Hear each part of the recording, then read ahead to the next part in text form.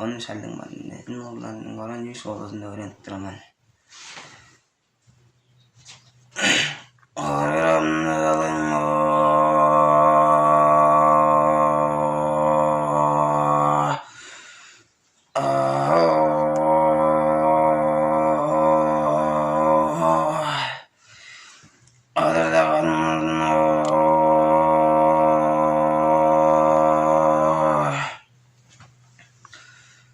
Men salam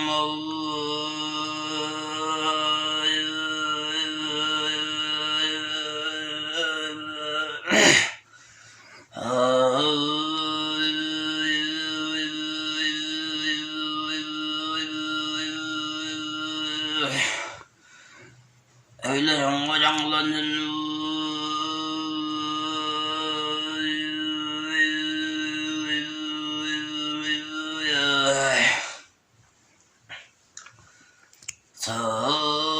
Mày Allah Allah'ın sana dedi caylalanın sabır gazı yoktur ben oylamadım